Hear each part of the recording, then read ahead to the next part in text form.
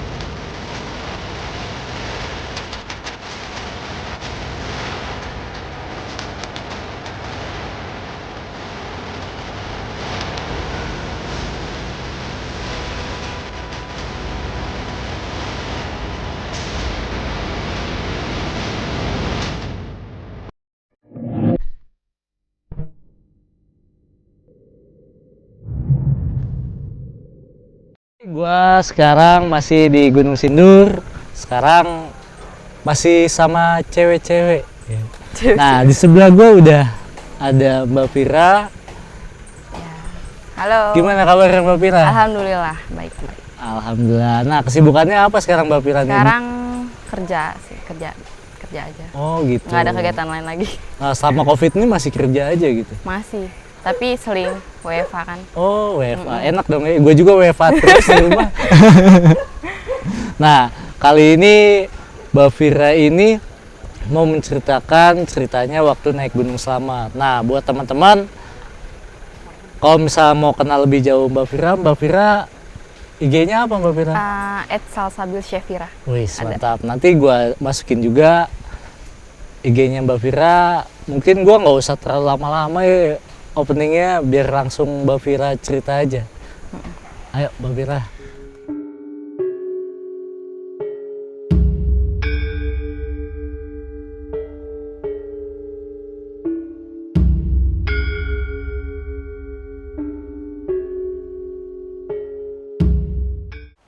Oke, jadi gini ceritanya.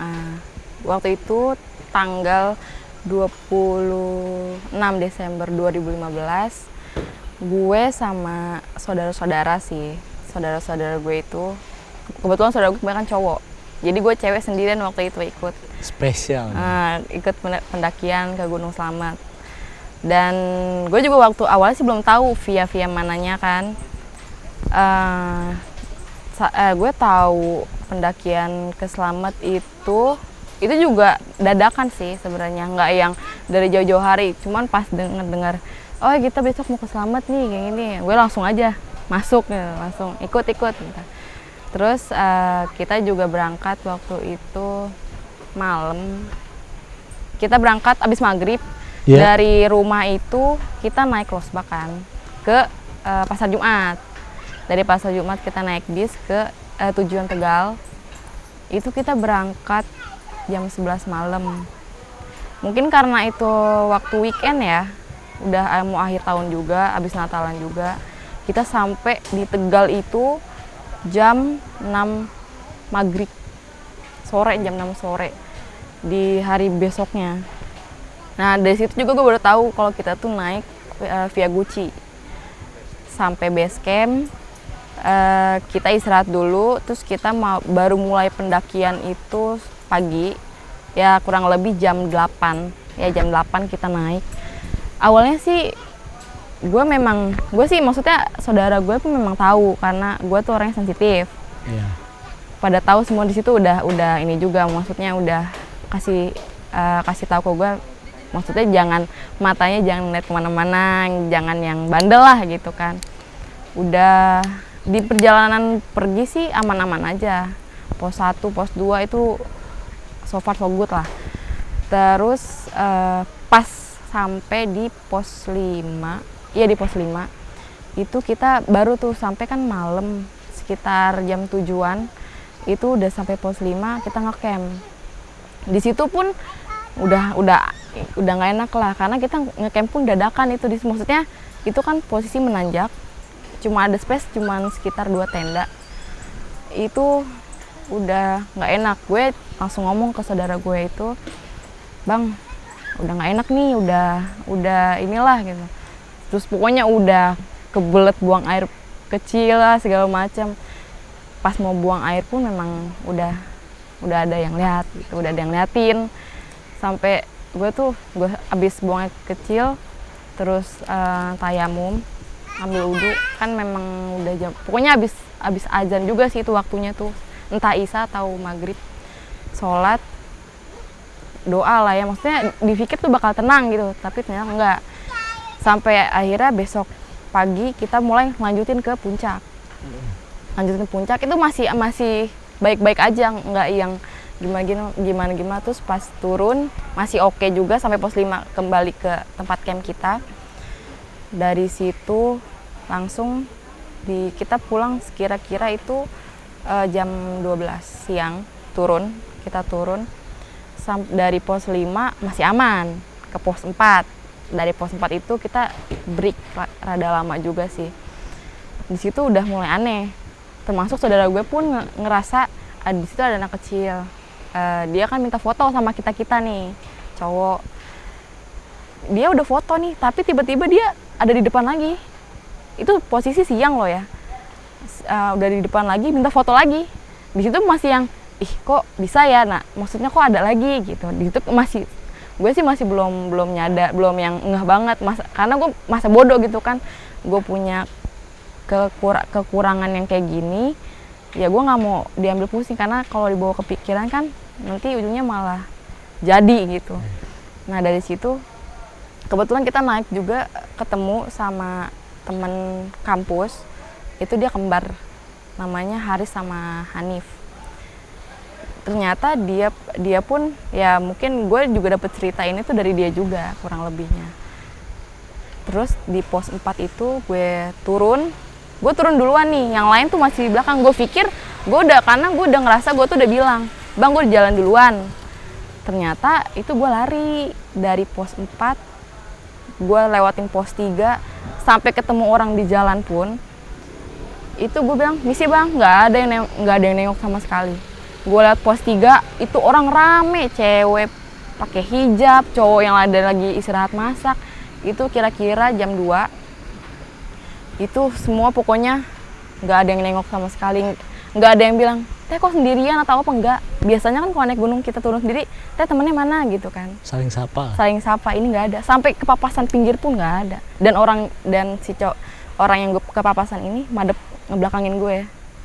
Aduh, Si cowok ngebelakangin dia. Gimana sih, pendaki gitu kan, tapi nggak ada sama sekali yang say hi atau apa gitu. Padahal gue bilang, "Misi bang," atau ini enggak. Sampai akhirnya turun, itu gue tahu maksudnya di belakang gue tuh ada yang ngejar gue tahu, tapi gue yang nggak, udahlah siapa sih, nggak ngeh gitu. Terus pas sadar gue dari pos 1 dan itu maghrib. Dari situ gue diomelin sama saudara-saudara gue itu, katanya, "Lu nggak mikirin sama yang di belakang bawa tas gede-gede gitu kan."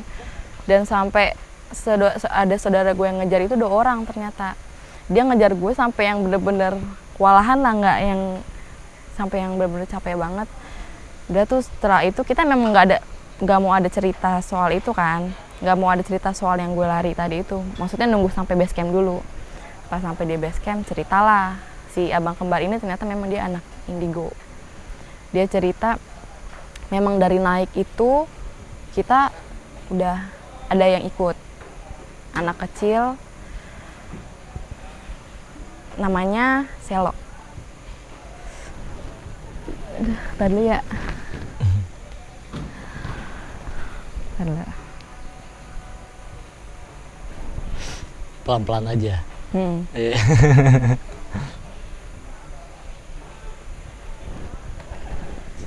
aduh tapi ya Nggak apa-apa kalau misalkan berat, nyantai aja dulu.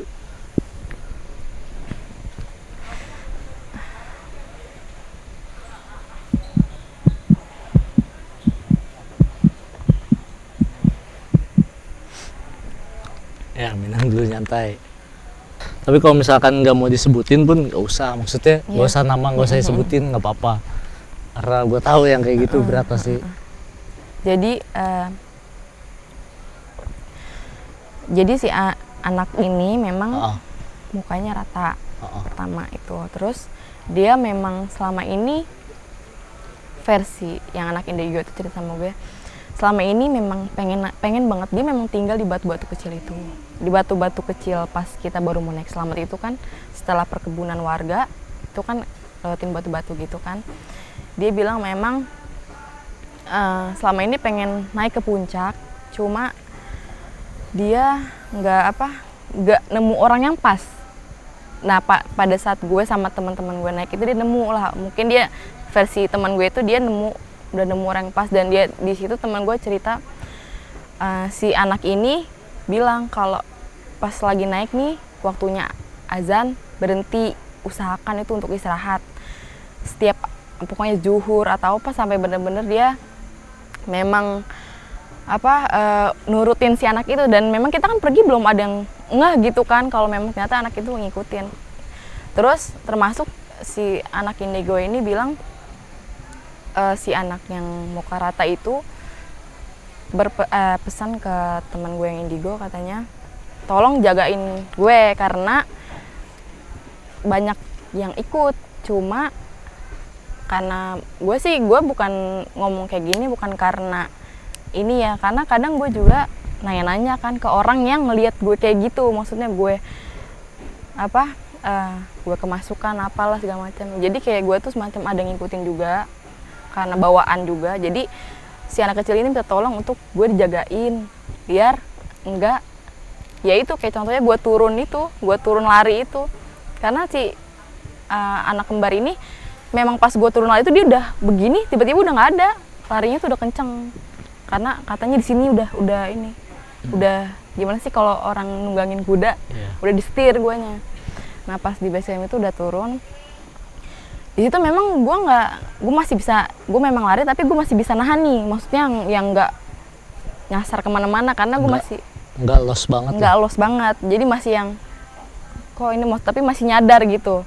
Terus pas sampai base camp itu cerita, dia bilang tuh juga ada yang ikut tuh gitu, cuma dia nggak bisa masuk, dia pengen masuk cuma kan emang udah ada yang jaganya dari rumah bawaan. Itu dia bilang pas gue tidur, pas kita udah sampai bawah tidur di base camp, kalau gue tidur madep kanan, si anak indigo ini nih ngelihat gue yang ikutin gue tuh bercaling, bertanduk, terus matanya merah. Gue madep sini itu, tapi dia ngeliatin itu sampai 3 yang ikut. Makanya sampai situ tuh gue yang memang pas di perjalanan itu pun gue nggak mau deket-deket nih sama anak indigo ini.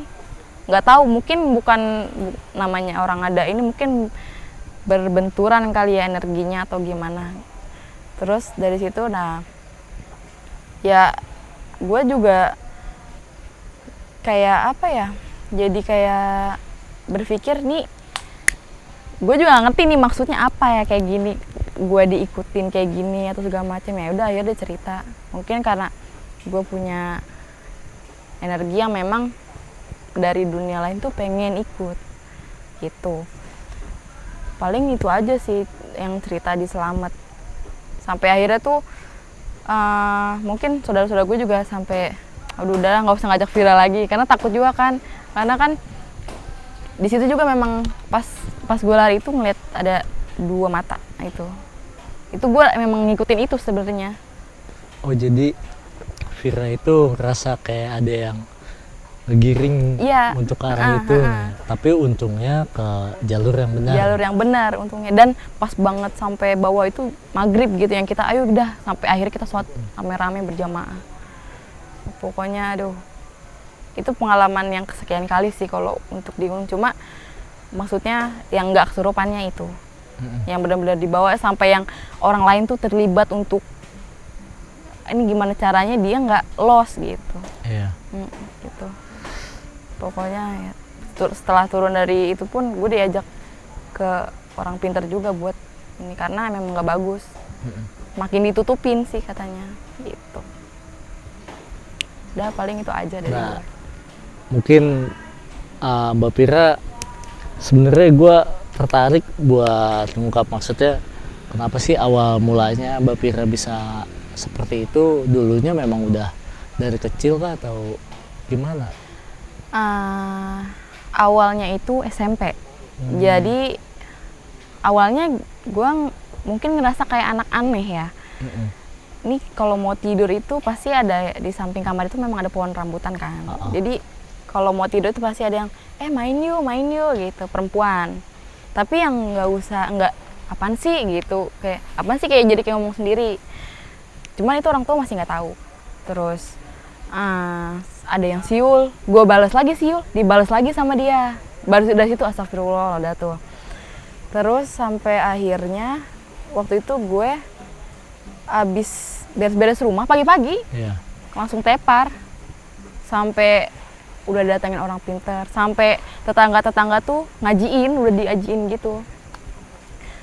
Udah bangun, udah baca doa apa, ya udah ini lagi. Terus setelah dicari tahu, tetangga juga ngajak ke orang yang bisa gitu kan, katanya memang ini bawaan dari Uyut. Jadi Uyut yang dari ibu iya, Uyut yang dari bokap iya. Jadi dua-duanya nyerahin kayak pokoknya kita tahu lah ya, kita juga harus percaya hal kayak gitu kan. Punya kodam ya bahasanya itu. Kalau yang dari bokap memang pas ditanya ada benda kuno nggak di kamar, awalnya nggak tahu tuh. Setelah pulang habis dari orang pintar itu cari-cari, ternyata ada keris, ada dibungkus kain putih, dan ini masih belum tanya nih ke orang tua. Terus akhirnya setelah coba jangan diinin karena untuk perempuan nggak bagus. Ternyata memang dari Uyut, maksudnya buat waktu itu dikasih untuk ngejaga katanya gitu. Tapi nggak tahu kenapa tiba-tiba di kamar gue kan. Gue juga bingung gitu. Tapi emang dari situ udah kemasukan. Terus pertama kali kena pun di Gunung Pangrango. Pertama kali kena maksudnya kesurupan di gunung itu. Pertama nolongin orang yang kesurupan. Dikiranya tuh dia hipo. Ternyata pas udah sadar, ternyata dia memang anaknya sensitif juga kan, temen gue itu. Langsung dia udah mendingan gitu kan, udah fit lagi badannya, udah bisa buat lanjut lagi. Gue yang kena pindah dan keterusan itu sampai ke gunung-gunung selanjutnya yang gue iniin. Tapi rata-rata gini sih ya, jadi sebenarnya dengan gue kayak gitu itu bukan masalah nih anak kok lemah banget sih gitu kan. Kadang ada orang lebay banget sih nih orang, bukan kayak gitu. Jadi kadang gini, kita nggak tahu ada teman kita yang mungkin secara nggak sengaja bawa minum bawa ini yang dilarang pokoknya untuk itu naik dibawa ke gunung. Kadang makin kesini gue naik gunung itu dan makin gue tuh jadi kayak paham, ternyata dia kayak gini tuh untuk menyampaikan sesuatu. Mungkin waktu gue di Slamet itu, gue turunnya larinya cepat, mungkin memang ada pesan tersendiri ya. Maksudnya kalau bisa maghrib jangan ada di trek gitu loh. Makanya pas sampai pos 1 kita udah benar-benar kumpul semua. Itu udah waktunya maghrib dan sholat berjamaah. Mungkin dari situ untuk mengingatkan bahwa kita tuh ini lo itu lagi di aktivitas di alam yang memang maksudnya ini tuh di sini tuh ada siapapun gitu. Jadi jangan pernah lupa ini maksudnya kita tuh harus ingat juga sama yang di atas gitu. Ya kadang ada yang ngingetin kalau setiap gue kena kayak gitu tuh ada yang ngingetin. Misalnya nih gue denger tiba-tiba gue bawa nih gitu misalnya. Udah tuh gue langsung pesan jangan sampai nanti ada yang nasehatin ya gitu. Terus ya udah dari situ nggak tahu tiba-tiba udah kalau emang gue udah nggak kuat ya udah gue los aja. Tapi pesannya satu, lu ngapain ke tempat gue kayak gitu intinya sih. Berkali-kali sih setiap gue kayak gitu pasti ada aja, entah yang dia yang bawa barang-barang terlarang, entah dia yang ngomong kasar. Waktu itu juga ada yang kesandung akar, dia ngomong anjing gitu kan, maaf, dia ngomong kayak gitu. Ya udah, gue dipesenin jangan pernah ada ngomong kayak gitu di sini, paling kayak gitu. Jadi makin kesini tuh makin ada, pokoknya setiap, jadi sugesnya gue kayak gini pasti ada yang langgar kayak gitu. Jadi selalu mengingatkan. Jadi teman gue itu pasti kalau lagi nanganin gue kayak gitu pesannya kalian semua kena busuk gitu loh, kalian semua kayak gini. Berarti positif lah ya. Kita beranggapan maksudnya ketika kita mau berkunjung ke suatu tempat itu ya minimal kita tahu etikanya gitu ya kan. Iya. Nah, kalau walaupun kita mau pergi bertamu tempat orang seenggaknya kan ya. Kalau kita ya udah sopan santun, pasti mereka juga welcome lah pastinya. Nah, mungkin Mbak Fira ada pesan-pesan buat teman-teman yang di sana. Oke. Dari gue untuk kalian pecinta dunia pendakian, tolong sebelum kalian memasuki suatu wilayah atau tempat yang akan kalian daki, pertama kalian memang benar-benar harus menjaga banget etika.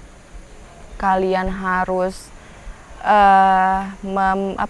memenuhi peraturan yang ada di situ, persyaratan yang di situ. Contoh, memang mungkin kebiasaan kalian itu seperti ini di rumah, tapi memang kadang kebiasaan yang kalian lakukan itu tuh nggak bisa diterima juga sama di sekeliling kita. Kita kan nggak tahu juga, jadi tolong untuk menjaga itu. Dan kalau bisa untuk perkataan, untuk segala apapun yang itu sekiranya nggak bagus, nggak baik, itu mendingan nggak usah cari-cari masalah di alam, apalagi ya itu yang benar-benar balasannya tuh langsung banget, itu berasa banget.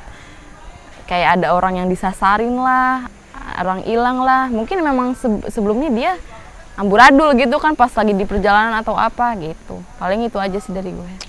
Oke, terima kasih banget Mbak Fira nih, pesan yang dikasih sama Mbak Fira sebenarnya banyak banget. Jadi gue tekenin lagi buat teman-teman, kalau misalkan kalian suka kegiatan alam bebas, ya setidaknya kita kalau mau persiapannya mau naik gunung atau berkegiatan apapun itu, kita harus minimal tahu tata krama tempat dan tujuan yang mau kita tuju. Iya. Ibaratnya kita sosialisasi dulu lah ya di sana.